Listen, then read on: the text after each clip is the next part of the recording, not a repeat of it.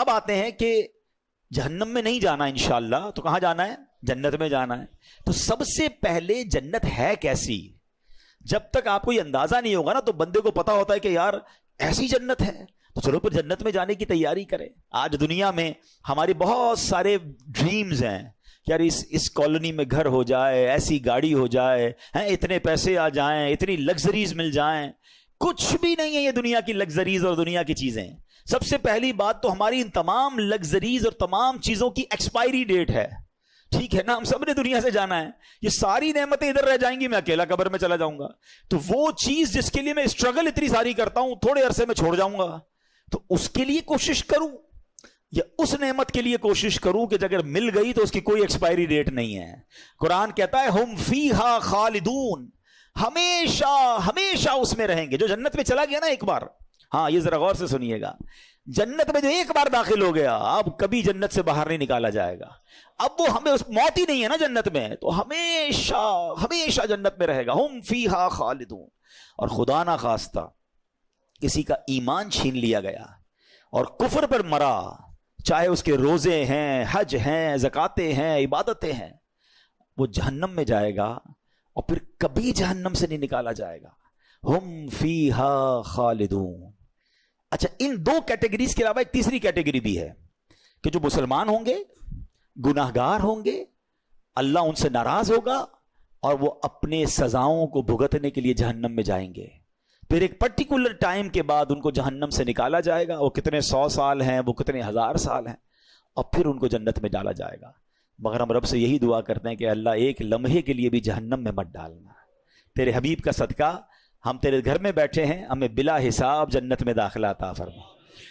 تو جو جنت ہے نا، اس کی جو خوبصورت ترین بات یہ ہے کہ اس کی کوئی ایکسپائر ڈیٹ نہیں ہے. چلو جنت کی باتیں کرنے سے پہلے ایک مدینے کی بات کر لیتے ہیں، ایک عشق والی بات کر لیتے ہیں. ٹھیک ہے، ماشاءاللہ کئی مدینہ دیکھ آئے ہیں، کئی ایسے ہیں جو جا رہے ہیں. سبحان اللہ، اللہ ہمیں بھی حاضری عطا فرما. جو جنت، اب یہ فارمولہ یاد رکھیے گا، اللہ کی رحمت کا فارمولہ کیا ہے؟ ایک بار جنت میں جائے گا وہ جہنم میں داخل نہیں ہوگا. ٹھیک ہے، تو مدینہ منورہ میں بھی تو ایک جنت ہے نا. میرے آقا نے فرمایا نا صلی اللہ تعالی علیہ وسلم، فرمایا میرے روضے اور میرے ممبر کے درمیان جو حصہ ہے وہ جنت کی کیاریوں میں سے ایک کیاری ہے. ریاض الجنہ ہے نا مدینے میں. تو جو ایک بار ریاض الجنہ میں چلا گیا، یا اللہ تیری قدرت کا تو فارمولہ یہ ہے، تیری رحمت کا تو معاملہ یہ ہے کہ جو ایک بار جنت میں گیا وہ دوزخ میں جائے گا نہیں. تو سیدی اعلیٰ حضرت بڑی پیاری بات کرتے ہیں. آپ ایک شعر میں کہتے ہیں جنت میں آ کے نار میں جاتا نہیں کوئی. اللہ تو نہیں فرمایا نا جنت میں جا کے نار میں جاتا نہیں کوئی. تو اے اللہ جب ہمیں ریاض الجنہ کی حاضری مل گئی ہے تو اب ہمیں جہنم میں داخل نہ فرمانا. تو اللہ کرے کہ ہمیں بار بار مدینے کی حاضری ملے، ہم ریاض الجنہ میں جائیں. اور یاد رکھیے مدینے میں صرف یہ ایک وادی جنت کی وادی نہیں ہے، یہ ایک علاقہ سے نہیں ہے. میرے آقا نے ایک وادی کے بارے میں فرمایا کہ جنت کی وادی ہے. جنت کا پہاڑ فرمایا جبل احد کو، پورا اتنا بڑا پہاڑ، یہ جنتی پہاڑ ہے. چلو عشق والی ایک اور بات سن لو. آقا علیہ الصلوۃ والسلام فرماتے ہیں کہ احد مجھ سے محبت کرتا ہے، میں احد سے محبت کرتا ہوں، اور یہ میرے ساتھ جنت میں جائے گا. اب علماء نے بڑی پیاری ڈیبیٹ کی ہے اس میں.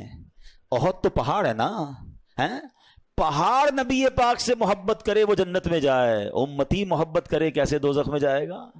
سچی محبت کر لو، سچا پیار کر لو، سچی غلامی اختیار کر لو، پھر انشاءاللہ جنت ہی ملنی ہے انشاءاللہ. میرے پیر و مرشد امیر علیہ سنت کیسی حوصلہ افزائی والی بات فرماتے ہیں.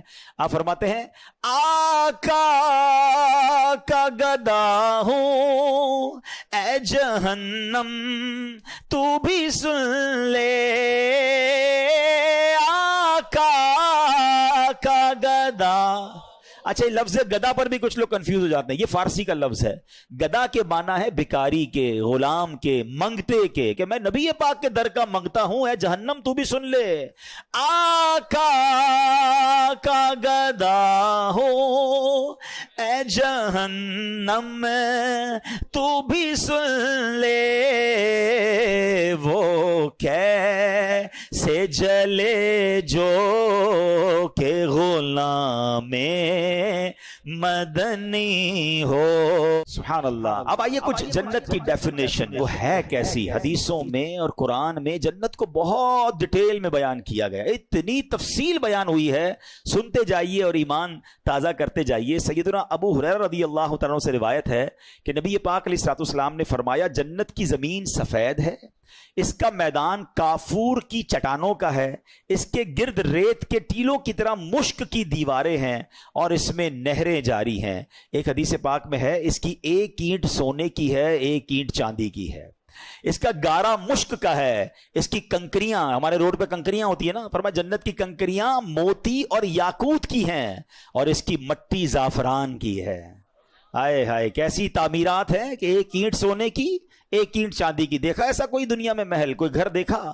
آگے سنیے. سیدنا ابو ہریرہ رضی اللہ تعالیٰ فرماتے ہیں کہ نبی پاک علیہ الصلوۃ والسلام نے فرمایا, مسلم شریف کی حدیث, اللہ تعالیٰ نے ارشاد فرمایا کہ میں نے اپنے نیک بندوں کے لیے ایسی ایسی نعمتیں تیار کر رکھی ہیں جن کو کسی آنکھ نے نہ دیکھا, نہ اس کی خوبیوں کو کسی کان نے سنا, اور نہ ہی کسی انسان کے دل پر اس کی ماہیت یعنی اس کی امیجنیشن ہو سکتی ہے, نہ اس کا خیال گزرا. اب صرف اس ایک حدیث سے آپ جنت کو سمجھنے کی کوشش کریں. اگر میں آپ کو کہوں کہ دنیا کا سب سے لگژری ہاؤس کون سا ہے, تو فوراً آپ کے دماغ میں کوئی بہت بڑا محل جناب جس کے بہت سارے کمرے ہوں گے, لگژریس آپ کوئی جگہ دیکھ لیں گے. اچھا دماغ میں نہیں آئے گا, آپ انٹرنیٹ پہ سرچ کر لیں گے کہ دنیا کا سب سے ایکسپینسو گھر کون سا ہے. میں کہوں گا بتائیے دنیا کا سب سے مہنگا کھانا اور جناب لگژری فوڈ کون سا ہے, یا تو آپ کے دماغ میں کچھ نعمتیں آ جائیں گی یا آپ انٹرنیٹ پہ سرچ کر لیں گے. اچھا دنیا کا سب سے اچھا ایئر کرافٹ کون سا ہے, دنیا کی سب سے اچھی گاڑی یا جناب بوٹس کون سی ہے, جو بھی لگژری چیز ہے یا تو وہ آپ کے دماغ میں ہے یا آپ اس کو انٹرنیٹ پہ سرچ کر کے دیکھ سکتے ہیں. ایسا ہی ہے نا, مگر یہ اس سے بھی اوپر کی بات ہے. فرمایا دماغ میں آ ہی نہیں سکتی ہے, نہ کسی آنکھ نے دیکھا نہ کسی کان نے سنا. اللہ نے ایسی نعمتیں تیار کر رکھی ہیں. تو ٹرائی ٹو امیجن, یعنی دنیا کی سب سے قیمتی چیز وہ بھی میری آنکھ نے دیکھ لی یا کان نے سن لی یا دل پر خیال آ چکا ہے, اللہ نے جنت اس سے بھی وراء الورا تیار رکھی ہے. تو پھر ذرا سوچئے وہ جنت کیسی ہوگی. ایک